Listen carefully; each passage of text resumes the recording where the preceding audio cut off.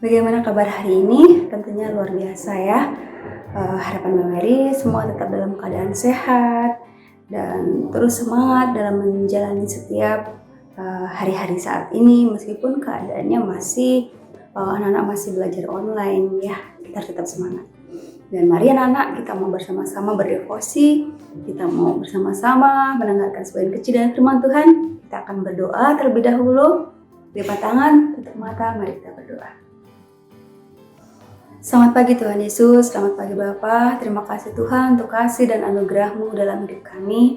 Terima kasih buat pagi hari ini, jika Tuhan masih berikan kami satu kepercayaan lagi untuk kami menghirup nafas kehidupan-Mu. Sebentar kami akan memulai setiap kegiatan pembelajaran kami, namun sebelumnya kami akan mendengarkan sebagian kecil dari firman-Mu. Biarlah Tuhan mengurapi setiap hati dan pikiran kami, sehingga kami boleh mengerti, memahami, bahkan kami dapat melakukan dalam hidup kami sehari-hari. Namun sebelumnya Bapa, ampuni Tuhan segala dosa dan pelanggaran yang kami lakukan, baik melalui pikiran, perkataan, dan tindakan kami. Dalam nama Tuhan Yesus kami siap mendengarkan. Haleluya. Amin. Oke anak-anak, pagi hari ini kita mau bersama-sama belajar dari kisahnya Nuh. Masih bersambung dengan hari Senin, Selasa, dan Rabu serta hari ini ya. Jadi kisahnya tentang Nuh. Kalau pagi hari ini kita akan membahas tentang Nuh itu adalah pemberita kebenaran ya. Dan kalau kemarin kita sudah belajar tentang bagaimana anugerah Allah kepada umatnya, yaitu Tuhan memelihara Nuh untuk tetap diselamatkan dari air bah pada waktu itu. Nah, sekarang kita akan membahas tentang Nuh, pemberita kebenaran, yang nanti anak-anak boleh lihat di 2 Petrus 2 ayat 4-5. Nanti boleh dibaca ya, yang ada Alkitab dan sudah bisa membaca. Boleh dibaca di 2 Petrus 2 ayat 4-5. Oke, hari ini kita mau bersama-sama belajar kenapa Nuh dibilang itu sebagai pemberita kebenaran. Jadi pada waktu itu anak-anak boleh bayangkan ya, anak-anak boleh bayangkan, Mary juga akan bayangkan pada waktu itu kan kemarau panjang ya. Terus Nuh tuh diminta membuat bahtera, membuat perahu ya. Pasti pada waktu itu orang-orang pada berpikir, ngapain sih Nuh ini panas-panas kayak gini membuat perahu untuk apa gitu kan. Nah, di hari yang kemarin dibahas bahwa Nuh itu memiliki iman yang luar biasa pada Tuhan ya.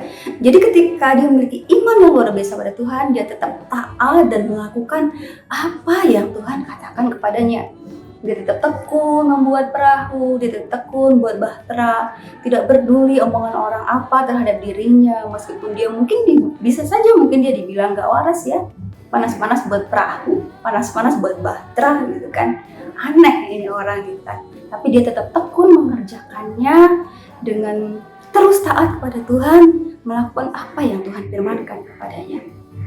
Nah, selain Nuh itu memiliki iman yang kuat kepada Tuhan, Nuh tidak berdiam, tidak berpangku tangan ya, tidak cukup imannya buat diri sendiri, tidak, tetapi dia juga memberitakan kebenaran, dia juga menjadi saksi buat orang lain ya, memberitakan kebenaran firman Tuhan pada orang lain, karena dia tidak mementingkan diri sendiri, dia tidak mementingkan diri sendiri, dia juga memikirkan orang lain. Kepada orang-orang yang belum percaya kepada Tuhan, dia juga memberitakan kebenaran Tuhan pada orang-orang yang belum percaya pada waktu itu. Terserah mungkin anggapannya seperti apa, karena dia mengasihi orang-orang pada waktu itu, dia juga memberitakan kebenaran Tuhan. Meski pada akhirnya banyak yang tidak percaya kepada Tuhan Yesus, dan hanya dia beserta seisi rumahnya yang mempercayai dia, berikut dengan menantunya yang mempercayai apa yang dikatakan Tuhan Yesus, sehingga ya Tuhan tetap memelihara karena Tuhan memang memilihnya. Nah, hari ini kita juga mau belajar ketika kita sudah mengerti firman Tuhan ya, ketika sudah tahu tentang kebenaran, kita nggak boleh simpan sendiri dalam hati. Kita juga harus ceritakan kepada orang lain yang belum mengenal dan percaya kepada Tuhan. Melalui apa? Melalui pemberitaan Injil kita. Selain itu yang terpenting adalah melalui kesaksian hidup kita ya. Melalui kesaksian hidup kita itu seperti apa? Seperti apa ya Mem ya kesaksian hidup kita? Kesaksian hidup kita adalah segala sesuatu hal yang kita lakukan. Tentunya itu untuk kemuliaan Tuhan. Melalui apa? Melalui perkataan kita. Apakah perkataan kita itu memberkati orang lain atau justru membuat orang lain marah-marah karena kita sering membulinya, atau sebaliknya? Melalui sikap hidup kita, tindakan kita, ya. Jadi kita bersaksi pada Tuhan itu bukan sekedar kita ngomongin firman Tuhan melalui ucapan bibir saja, tidak.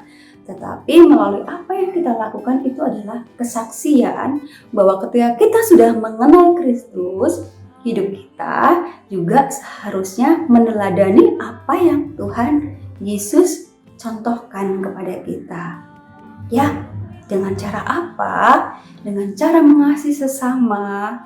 Tidak, kalau masih anak-anak ya, seperti anak-anak dari TK sama SD, tidak suka berantem dalam kelas, membuli temannya, mengejek temannya, membicarakan kekurangan temannya. Tidak seperti itu, tapi seharusnya sebaliknya, kita mengucapkan segala sesuatu itu yang membuat orang lain bisa terbangun dan memiliki semangat hidup yang baru. Jangan malah sebaliknya, dasar kamu gendut. Itu sudah membuli fisik orang lain, membuli fisik teman. Dan secara kita nggak sadarin apa yang terjadi di belakang, mungkin teman kita merasa rendah diri, ya. Jadi tidak percaya diri, terus malas mau sekolah karena kalau sekolah nanti diajak-ajak sama temannya. Itu namanya tidak memberkati dan tidak menjadi saksi Tuhan. Karena kalau saksi Tuhan itu adalah melakukan hal yang baik yang Tuhan ajarkan. Oke ya. Nah, selanjutnya pada waktu itu Nuh juga memberitakan Injil kepada orang-orang yang masih menentang Tuhan. Apapun responnya, Nuh tetap melakukan itu dan dia tetap tekun. Bagaimana dengan kita? Apakah ketika kita berjalan di jalan Tuhan, apakah kita tetap berani melakukan itu atau justru takut dengan orang-orang yang tidak sejalan dengan kita? Kamu loh tidak naik motor ngebut-ngebut, gak gaul itu, gak keren. Apakah kita mau ikut-ikutan seperti itu? Atau kita terus berjalan sesuai dengan kehendak Tuhan dengan melakukan kebenaran? Nah, jadi kalau saat ini ya hubungannya adalah dengan kisahnya Nuh.